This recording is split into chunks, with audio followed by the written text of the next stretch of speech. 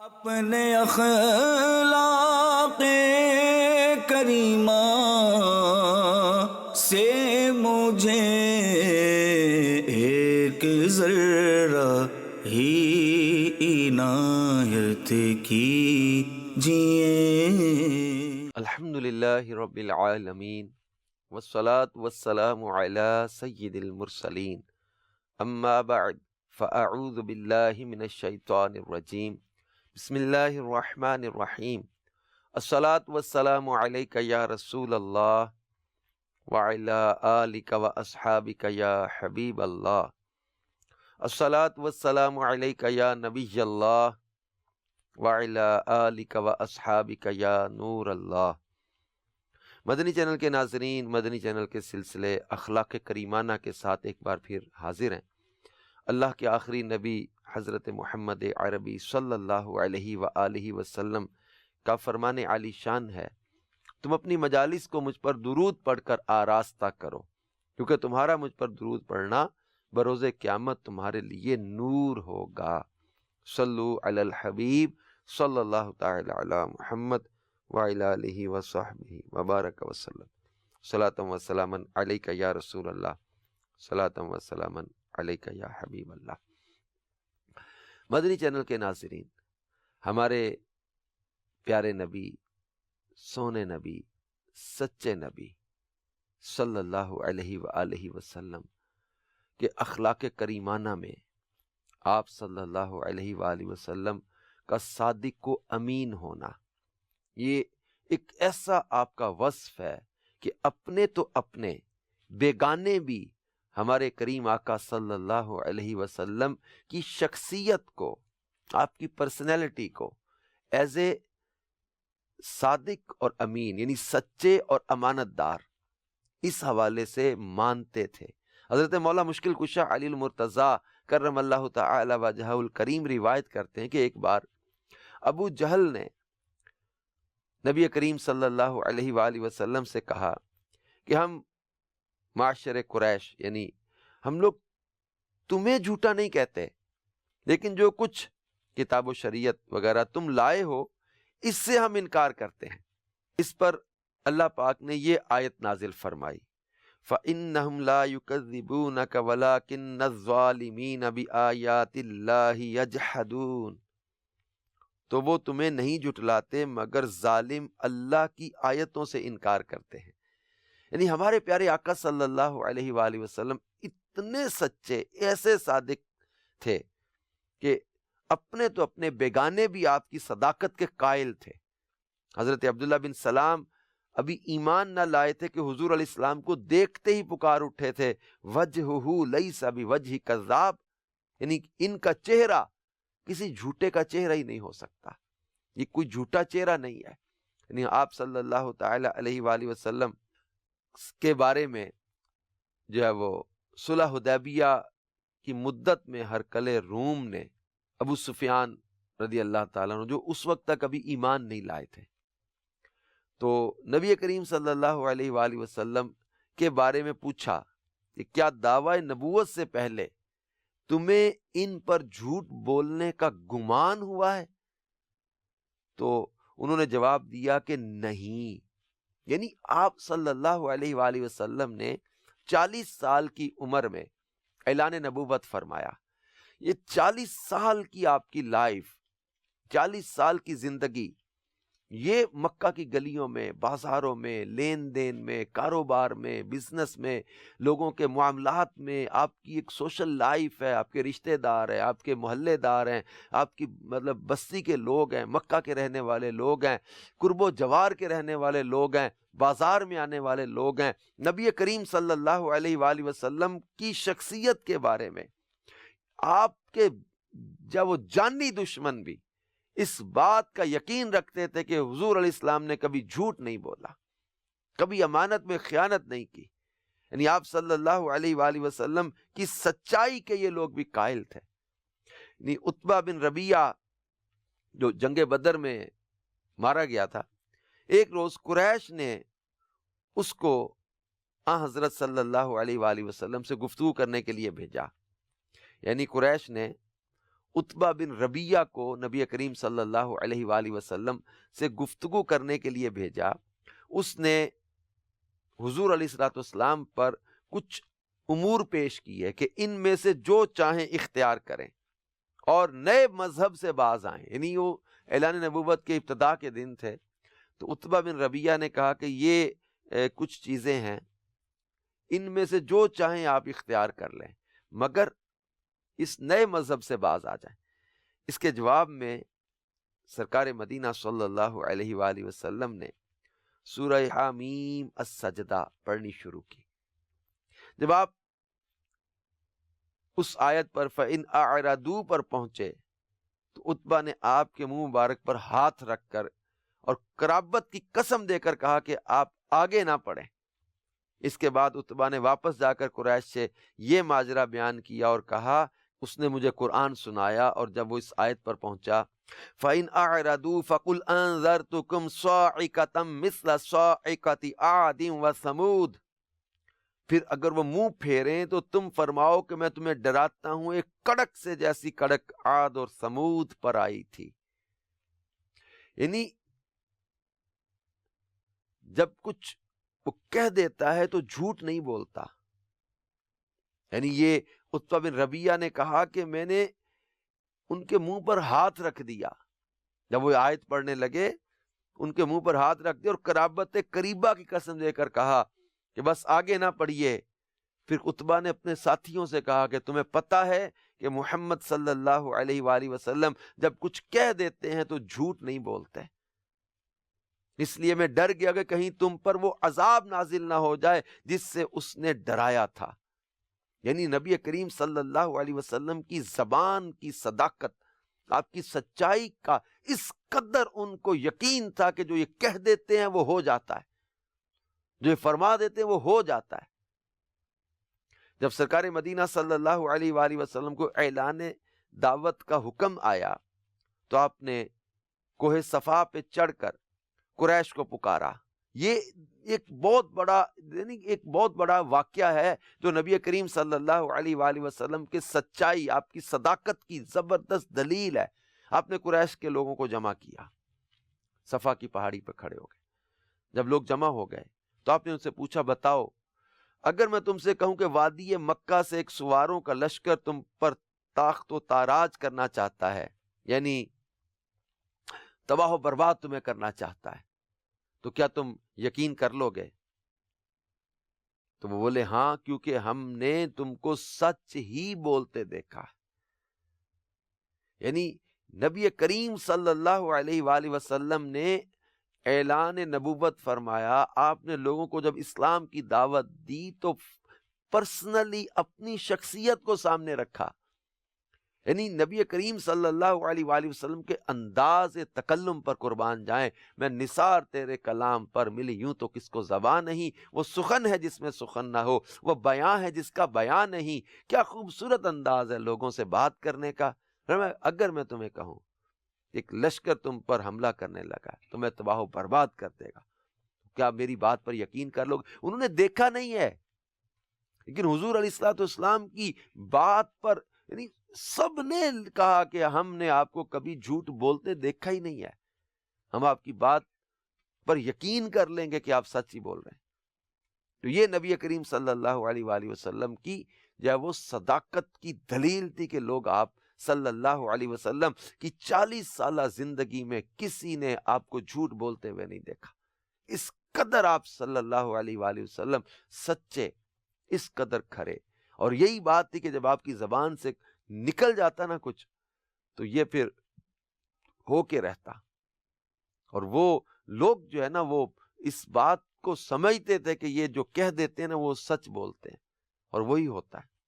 اور رسول پاک صلی اللہ علیہ وآلہ وسلم کی اس مبارک ادا کو آج ہم اپنے معاشرے میں کس قدر جو ہے وہ اپنانے کی ہمیں ضرورت ہے. کیونکہ آج کئی لوگوں کی یہ طبیعت بنتی چلی جا رہی کہ یہ جو ہے وہ عادتاً جھوٹ بول رہے ہوتے ہیں. ایک دیکھو طبیعت بن جاتی کئیوں کی بات بات پہ جھوٹ بولنا، بات بات پہ غلط بیانی کر جانا، سودے کے لین دین میں، کاروبار میں، تو اس قدر یہ عام ہوتا چلا جا رہا ہے complete and accurate condition and figure of the product بتانا، تو یہ کہتے ہیں یہ تو تجارت کا اصول ہی نہیں رہا. How I will survive in this society with this condition, کہ میں اپنی پوری جو ہے وہ ایکوریٹ فگر بتا دوں، کنڈیشن بتا دوں، ایکوریٹ جو ہے وہ مال کی صورتحال بتا دوں، تو میرا سودا چلے گا کیسے؟ بہت ساری چیزیں ہڈن رکھنا پڑتی ہیں، بہت ساری چیزوں میں ہمیں بتانا پڑتا ہے، کہنا پڑتا ہے. نہیں، عیب دار چیز کے بھی جو ہے وہ خوبیاں بیان کر کے بیچ دیں گے، اس کی خامیاں جھوٹ بول کے چھپا دیں گے. ایک جو ہے وہ پروڈکٹ ایسی ہے جس کا مطلب لو کاسٹ جو پروڈکٹ ہے اس کو ہائی کاسٹ بنا کے بیچ دیں گے، بی کیٹیگری کا مال اے بنا کے بیچ دیں گے، سی کیٹیگری کا مال اے کیٹیگری میں بیچ دیں گے. یہ ایک طبیعت بنتی چلی جا رہی. وعدہ خلافی کرتے ہیں، جھوٹ بولتے ہیں، نہیں وہ یہ ہو گیا تھا، وہ ہو گیا تھا، لائٹ آف رہ گئی، میرے ورکر چلا گیا تھا. اچھا ورکر مالک سے جھوٹ بول رہے ہوتے ہیں، اچھا مجھے یہ کام پڑ گیا، وہ کام پڑ گیا، سستی کی وجہ سے نہیں آیا کام پہ، مطلب یہ بہانہ لگا دیا، وہ بہانہ لگا دیا، میری وہ فلاں بچوں کی نانی فوت ہو گئی تو میرے دادا فوت ہو گئے، تو میری پھوپھی فوت ہو گئی، تو میرا کزن فوت ہو گیا، وہ کسی کو مار دیا جھوٹا، اور یہ بول دیا جھوٹ کے جی میں اس وجہ سے لیٹ ہو گیا یا نہیں آ سکا، یہ جھوٹ بول کے. اچھا یہ کاریگر ورکر جو ہے نا یہ مالک سے جھوٹ بول رہے ہیں، سیٹ آگے جن کے ساتھ ڈیلنگ ہے ان کے ساتھ جھوٹ بول کے، وجہ کچھ اور ہے لیکن کچھ اور ریزن بتا کے یہ ہو گیا، یہ ہو گیا، لائٹ آف رہ گئی تو یہ بجلی نہیں آئی تھی، تو یہ معاملہ ہوا، تو یہ معاملہ ہوا. ہے اپنی سستی، یا یہ ہے کہ جس کا آرڈر اس نے تیار کرنا تھا اس کے علاوہ کسی اور کا آرڈر پکڑ لیا، اس کو بھی ڈیل کر رہے ہیں، اس کو بھی ڈیل کر رہے ہیں، اس کے ساتھ کمٹمنٹ ہے کہ اتنے دن میں دینا ہے، بیچ میں کسی اور کو بھی مال جو ہے وہ سپلائی کر رہے ہیں. اس سے یہ ہوتا ہے کہ یہ کسی ایک کو بھی ٹائم پر پورا نہیں کر پاتے، اور پھر ہیرا پھیری جھوٹ بول کے اور جو ہے وہ غلط بیانیاں کر کے جو ہے نا اس کو جو ہے وہ مینج کرنے کی کوشش کر رہے ہوتے ہیں. اچھا پھر اسی طرح جو ہے وہ کئی اور معاملات، رشتہ لینے دینے میں بعض اوقات بہت جھوٹ بولا جاتا ہے، یعنی سچ بول کر یہ لوگ سمجھتے ہیں کہ شاید رشتہ ہوگا نہیں، حالانکہ یہ وہ چیز ہے جس کی بنیاد یہ اگر جھوٹ پر رکھی جائے تو بعد میں بہت سے مسائل سامنے آ جاتے ہیں. پلیز اپنے معاملات کو سچائی کی طرف لے کر آئیں، سچ بولیں، سانچ کو آنچ نہیں. ایک حدیث پاک میں حضرت سیدنا ابوبکر صدیق رضی اللہ تعالی عنہ سے مروی ہے کہ اللہ کے آخری نبی صلی اللہ علیہ وآلہ وسلم نے فرمایا کہ سچائی کو اپنے اوپر لازم کر لو کیونکہ یہ نیکی کے ساتھ ہے اور یہ دونوں جنت میں ہیں، اور جھوٹ سے بچتے رہو کیونکہ یہ گناہ کے ساتھ ہے اور یہ دونوں جہنم میں لے جانے والے ہیں. یعنی سچائی کو لازم کرنے کا حکم دیا. ایک اور حدیث پاک حضرت سیدنا معاویہ بن ابو سفیان رضی اللہ تعالی عنہما سے روایت ہے کہ اللہ کے آخری نبی صلی اللہ علیہ وآلہ وسلم نے فرمایا کہ سچائی کو اپنے اوپر لازم کر لو کیونکہ یہ نیکی کی طرف رہنمائی کرتی ہے اور یہ دونوں جنت میں ہیں، اور جھوٹ سے بچتے رہو کیونکہ یہ گناہ کی طرف لے جاتا ہے اور یہ دونوں جہنم میں لے جانے والے ہیں. سچائی نیکی کی طرف لے کر جاتی ہے اور یہ جنت کی طرف لے جانے والی چیز ہے.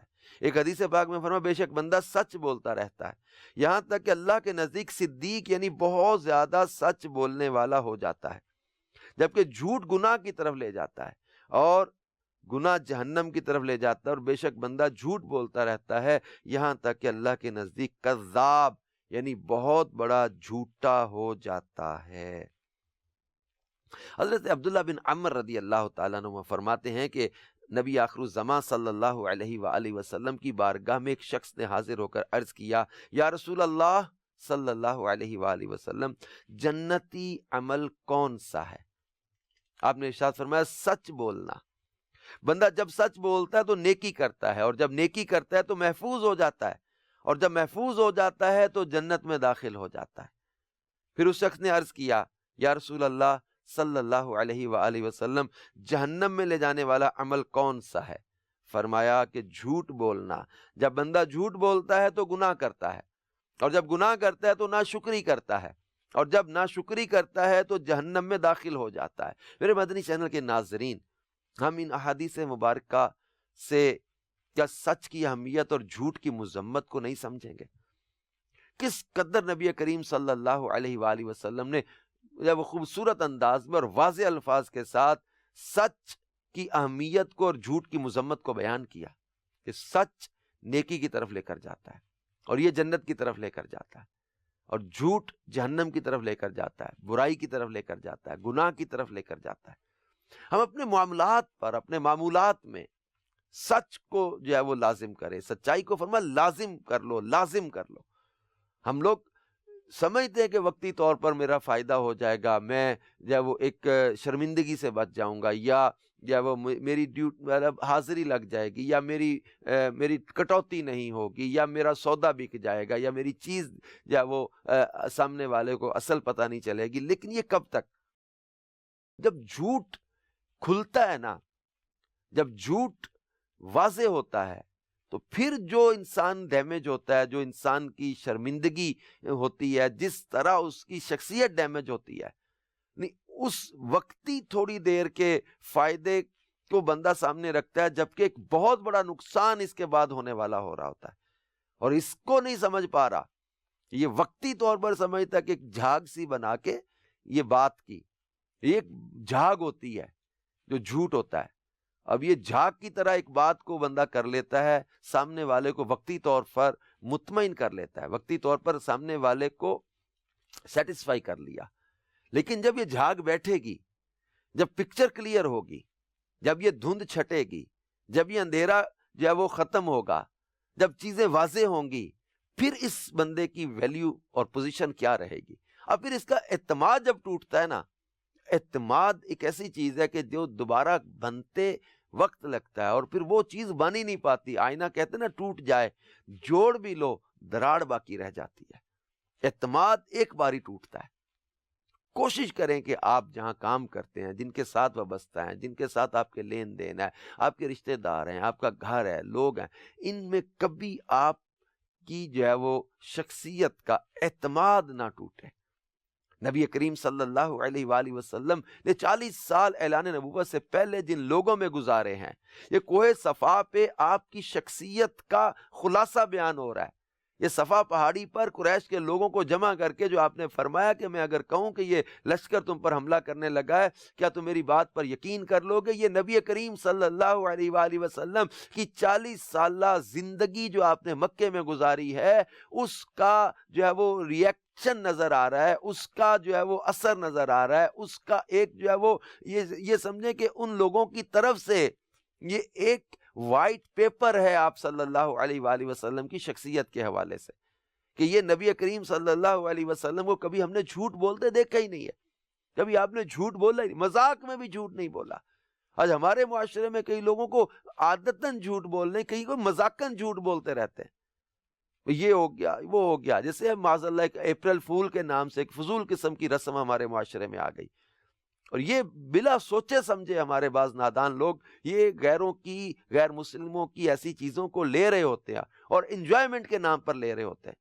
یہ جھوٹ جو ہے نا، یہ اچھا کئیوں کے لیے نقصان کا باعث ہوتا ہے۔ یہ اپریل فول کے نام پر جو مذاقاً جھوٹ بول رہے ہوتے ہیں، کسی کی موت، کسی کے ایکسیڈنٹ، کسی کے نقصان، کسی کی تکلیف، کسی کو کال کر کے، کسی کو میسج کر کے، کسی کے گھر ایسی یا وہ خبر سنسنی پھیلا کے کہ آپ کے بھائی کا یا بیٹے کا یا شوہر کا یا وہ ایکسیڈنٹ ہو گیا، لاس ہو گیا، آگ لگ گئی، یہ ہو گیا، بعد میں بھی انجوائے کرنا، ہم تو مذاق کر رہے تھے۔ کسی کا اس نقصان کی خبر سن کے نقصان ہو جائے، اور ایسے واقعات موجود ہیں، ایسی باتیں موجود ہیں کہ حادثے کی خبر سن کر جلدی میں کوئی نکلا اور اس کا اپنا حادثہ ہو گیا، ایکسیڈنٹ ہو گیا، اس کو بتایا کہ تمہارے بیٹے کا ایکسیڈنٹ ہو گیا، اور یہ اس کے دوست کو مذاق کر رہے تھے اس کے ساتھ۔ اب یہ جلدی میں موٹر سائیکل لے کے نکلا اور گھبراہٹ میں کہ میرے بیٹے کا ایکسیڈنٹ ہو گیا، پتہ نہیں کس حال میں ہوگا، اور گھبراہٹ میں اس کی موٹر سائیکل کہیں لگ گئی اور اس کا جو ہے وہ شدید نقصان ہو گیا۔ ایسی مطلب ہارٹ فیل ہونے کی خبریں یہاں تک پتہ چلی ہیں۔ نہیں، یہ کوئی سوچتا ہی نہیں ہے کہ یہ گناہ ہے، یہ مطلب مذاق اور تفریحاً جھوٹ بول رہے ہیں، کوئی سوچ ہی نہیں رہا کہ جھوٹ بولنا گناہ ہے۔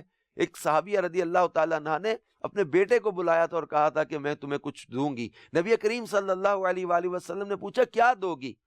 عرض کیا حضور میرے پاس کھجور ہے، اور میں اگر نہ دیتی تو جھوٹ ہو جاتا۔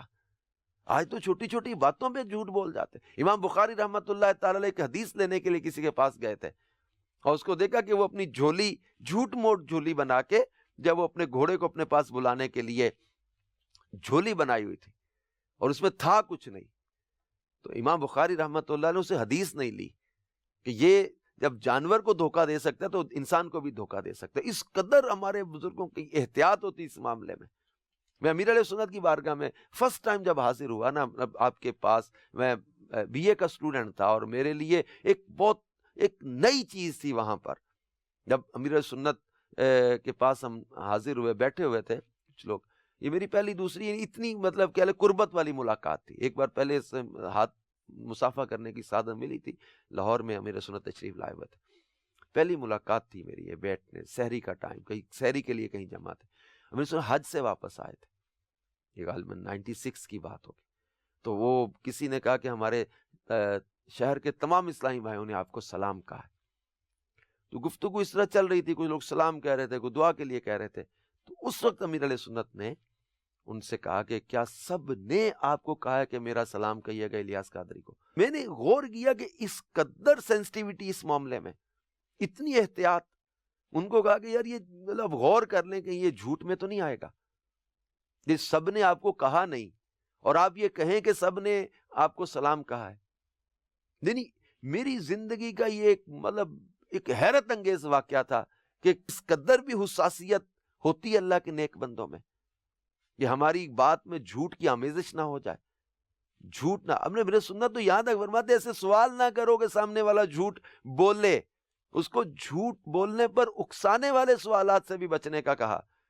آپ کو ہمارا گھر کیسا لگا، ہم نے جو کھانا کھلایا آپ کو کھانا کیسا لگا، میں نے جو گفٹ دیا وہ کیسا لگا، آپ سفر کیسا رہا. اچھا، سامنے والے مروتاً بعض کا جھوٹ بول رہے ہوتے ہیں. اس کی بہت ساری مثالیں میرے سنت نے بیان کی ہیں کہ جو آج ہماری عادتاً مروتاً یا معاشرے میں جھوٹ عام ہوتے چلے جا رہے ہیں. ہمیں اس سے بچنا ہے، ایسے سوالات سے بھی بچیں جس سے سامنے والے کو مروتاً جھوٹ بولنا پڑے. چلو، جھوٹ کی آمیزش سے اپنے آپ کو بچانا ہے. جھوٹ کی مذمت بیان کی گئی ہے اور جھوٹ کو پسند نہیں فرمایا گیا. جھوٹ کو فرمایا یہ گناہ، اور گناہ کرتا ہے تو ناشکری کرتا ہے. تو اس کو سمجھے کہ انجوائمنٹ ہو رہی ہے، حرام کام ہو رہا ہے، اللہ کی نافرمانی ہو رہی ہے. ہمارے کریم آقا صلی اللہ تعالی علیہ وسلم نے سچ کو پسند فرمایا، جھوٹ سے نفرت فرمائی. اور نبی پاک صلی اللہ تعالی علیہ وآلہ وسلم نے 6 چیزوں پر جو جنت کی ضمانت دی، ان میں ایک بات پہلی یہ فرمائی، جب بولو تو سچ بولو، جب وعدہ کرو تو اسے پورا کرو، جب امانت لو تو اسے ادا کرو، اپنی شرمگاہوں کی حفاظت کرو، اپنی نگاہیں نیچی رکھا کرو، اپنے ہاتھوں کو روک کے رکھو. پہلی بات میں جب بولو تو سچ بولو. اللہ قرآن میں فرماتا قولوا قولا سدیدا، جب کہو تو سچی بات کہا کرو. اور نبی پاک صلی اللہ علیہ وآلہ وسلم کی یہ مبارک عادت ہے کہ آپ صلی اللہ تعالی علیہ وآلہ وسلم نے ہمیشہ سچ بولا اور فرمایا 4 خصلتیں ایسی ہیں اگر تم میں ہو تو تمہیں دنیا کی کسی محرومی کا احساس نہیں ہوگا. پہلی فرمایا امانت کی حفاظت کرنا، دوسری سچ بولنا، تیسری حسن اخلاق، چوتھی حلال کمائی کھانا. تو سچ کو اختیار کریں اور جھوٹ سے بچیں. ایک روایت میں فرمایا سچ بولا کرو اگرچہ تمہیں اس میں ہلاکت نظر آئے کیونکہ اسی میں نجات ہے. کیا خوبصورت الفاظ! سچ بولا کرو اگرچہ تمہیں اس میں ہلاکت نظر آئے کیونکہ اسی میں نجات ہے. اس حدیث کو ہم پکڑ لیں اور اس پر قائم ہو جائیں. اللہ کے حبیب صلی اللہ علیہ وآلہ وسلم کے اخلاق کریمانہ میں سے اس مبارک وصف کو ہم اپنائیں اور سچ بولنے والے بنیں. انشاءاللہ عزت ملے گی، برکت ملے گی اور نجات فرمایا اسی میں ہے. اگرچہ تمہیں ہلاکت نظر آتی ہو سچ بولو، انشاءاللہ عز و جل برکت ملے گی. اپنے کریم آقا صلی اللہ علیہ وسلم کے فرمان پر عمل کی نیت سے کریں گے تو انشاءاللہ عز و جل اس مبارک ادا کو اپنانے کا، اس سنت کو اپنانے کا، سچ بولنا سنت ہے، اس کو اپنانے کا ثواب بھی ملے گا. اللہ پاک ہمیں ہمیشہ سچ بولنے کی اور جھوٹ سے بچنے کی توفیق عطا فرمائے. آمین بجاہ النبی الامین صلی اللہ علیہ وآلہ وسلم. اپنے اخلاق کریمہ سے مجھے ایک ذرہ ہی عنایت کیجئے.